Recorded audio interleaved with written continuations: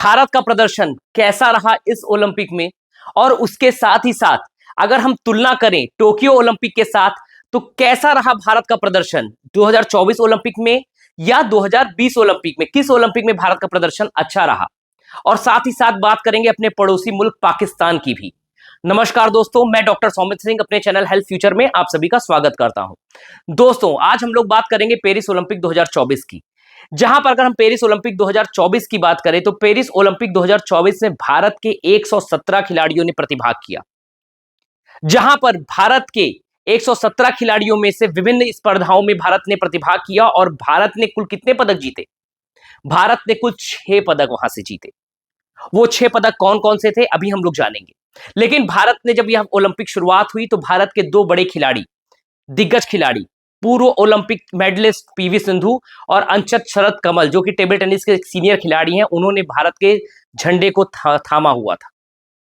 और जब भारत की क्लोजिंग सेरेमनी आई तो क्लोजिंग सेरेमनी में भारत के ध्वजारोहक के रूप में भारत के 2 खिलाड़ी, एक पीआर श्रीजेश जिनका यह अंतिम ओलंपिक था, जिन्होंने हॉकी में कांस्य पदक दिलाने में अपनी महत्वपूर्ण भूमिका निभाई, और उनके साथ ही साथ मनु भाकर, जिन्होंने पहली बार 2 इंडिविजुअल मेडल किसी ओलंपिक में जीतने वाली वो खिलाड़ी बनी।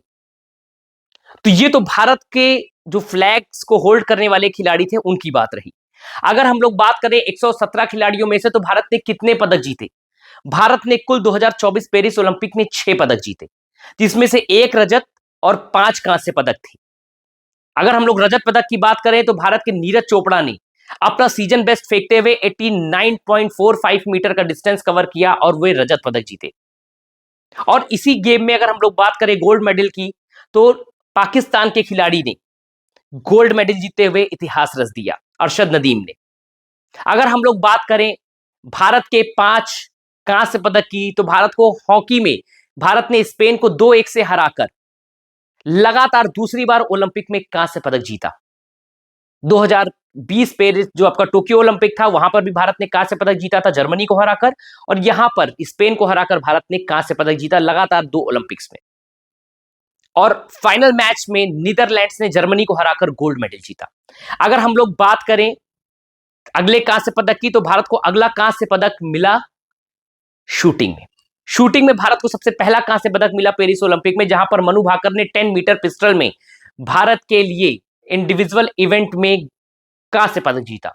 और अगर हम लोग बात की जाए मनु भाकर के दूसरे पदक की तो मिश्रित टीम में उन्होंने सरबजोत सिंह के साथ मिलकर 10 मीटर एयर पिस्टल में दक्षिण कोरिया की टीम को हराते हुए वहां पर उन्होंने जब उनका मुकाबला हुआ तो उन्होंने 16-10 से वहां पर जीत हासिल की।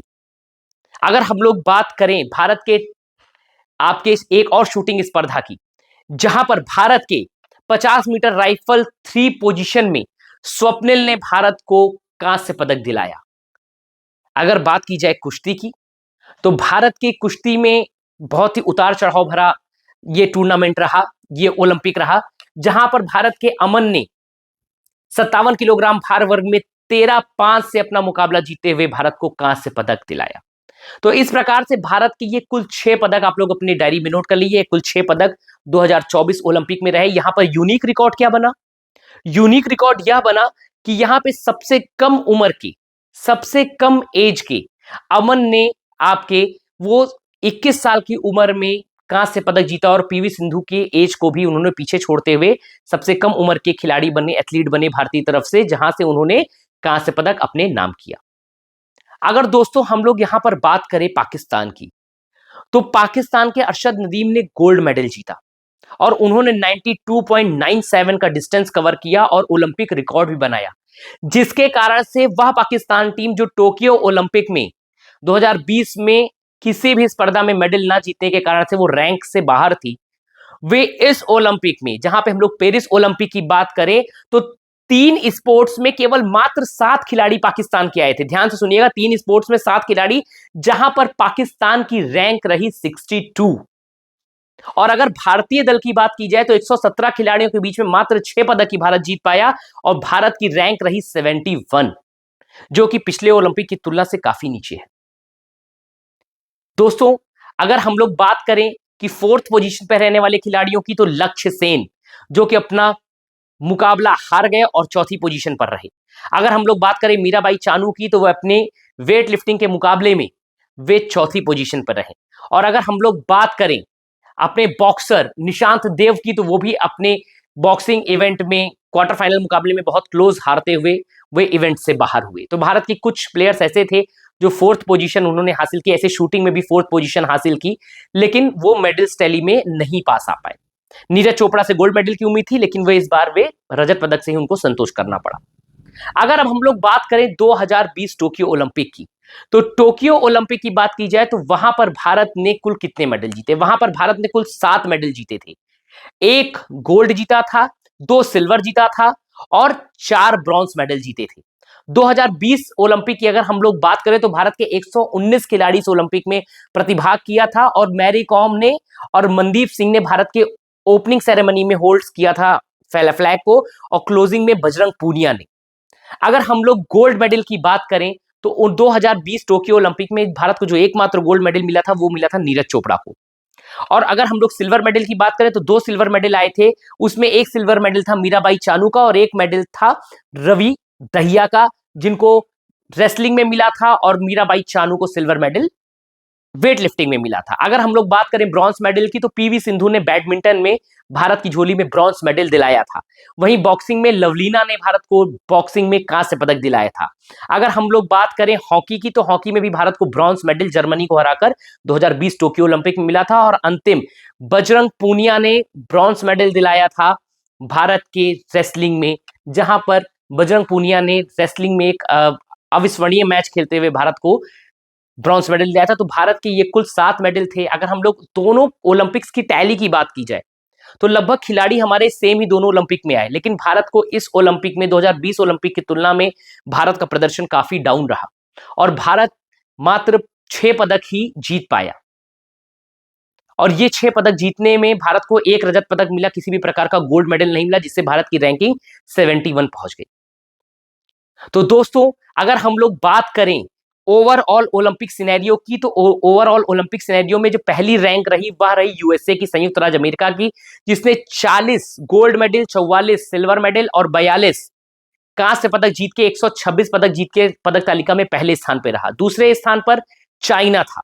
चाइना ने भी 40 गोल्ड मेडल जीता, 27 सिल्वर मेडल और 27 सिल्वर मेडल के बाद 24 ब्रॉन्ज मेडल, जहां पर 91 मेडल्स चाइना के रहे। तीसरी पोजीशन पर जापान रहा, चौथी पर आपका ऑस्ट्रेलिया और पांचवी पोजीशन पर फ्रांस था। अगर हम लोग बात करें 2020 टोक्यो ओलंपिक की, तो वहां पर भी संयुक्त राज्य अमेरिका पहले, चीन दूसरे और जापान तीसरे स्थान पर बना हुआ था। तो दोस्तों ओवरऑल अगर हम लोग ओलंपिक्स की बात करें तो भारत के लिए 2008 ओलंपिक में भी काफी अच्छे पदक आए थे। 2012 के लंदन ओलंपिक में भी भारत ने काफी पदक जीते थे। 2016 में 2 पदक आए थे, 2020 में 7 पदक आए और 2024 पेरिस ओलंपिक में भारत के 6 पदक आए। दोस्तों 1 अरब 50 करोड़ की आबादी हमारे देश की है और हमारे देश में स्पोर्ट्स लिविंग सोसाइटी की कमी है, ग्राउंड्स हैं, कोचेस की कमी है, टेक्निक्स की थोड़ी सी कमी है। तो ये सारी कमियों को दूर करते हुए अगर हम लोग लॉस एंजलिस 2028 के ओलंपिक में जाएंगे तो निश्चित तौर पे हमारे पदक की संख्या बढ़ेगी। और हम लोग अपनी इंडियन गवर्नमेंट से ये रिक्वेस्ट करते हैं कि स्पोर्ट्स को बढ़ावा दें, स्पोर्ट्स को आगे ले जाएं, कोचेस की जो संख्या कम है उनको ज्यादा से ज्यादा एनआईएस कोचेस को जॉब दी जाए और उसके साथ ही साथ हमारे जो प्लेयर्स हैं उनको अच्छी से अच्छी ट्रेनिंग दी जाए, जिससे कि हम लोग चाइना जो हमारा पड़ोसी मुल्क है उसके आसपास भी हम पहुंच पाए। 6 पदक में और 90 पदक में, 91 पदक में बहुत डिफरेंस है दोस्तों, 10 गुने से ज्यादा का डिफरेंस है। इस डिफरेंस को हमें कम करना होगा और ये डिफरेंस तभी कम होगा जब हम सभी लोग स्पोर्ट्स के कल्चर को समझेंगे और जो हमारी एक लाइन चलती है, पढ़ेंगे लिखेंगे होंगे नवाब, खेलेंगे कूदेंगे होंगे खराब, इसको हमें कुछ ना कुछ परिवर्तन करने की आवश्यकता है। निश्चित तौर पे आपको, मुझे लगता है कि ये मुझे आज ओलंपिक्स की मैंने एक जानकारी दी है, आपको निश्चित तौर पे अच्छी लगी होगी। अगर अच्छी लगी हो तो मेरे चैनल को जरूर सब्सक्राइब करें। धन्यवाद, नमस्कार।